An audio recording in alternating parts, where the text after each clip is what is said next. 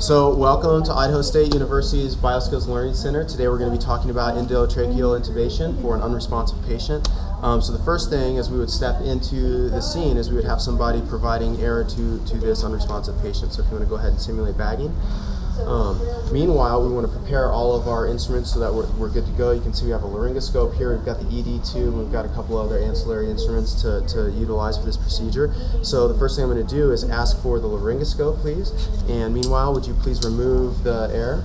I'm going to go ahead and do my best to visualize the vocal folds here first by elevating the tongue and other structures in the laryngeal apparatus. And as I visualize, if you could hand me the ED tube, please.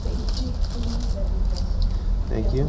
And we would measure and make sure this is the appropriate size tube and length, and I would insert down in, and okay, we've got that in the right spot. Is there anything to be cautious of? As you're going down, you want to visualize the vocal folds, like I say. Insert down into the appropriate length.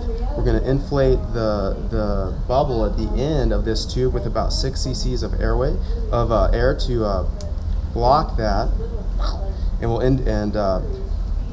our little bubble here will indicate that the bubble down in the airway is inflated as well. At that point, we're going to go ahead and reattach our bag valve mask. And then we're going to go ahead and inflate. We're going to look for chest rise. We're going to listen for lung sounds to make sure we're not in the esophagus. We're actually in the trachea. Go ahead. Left sounds good. Right sounds good. And no abnormal sounds in the gastric region, and that is the procedure.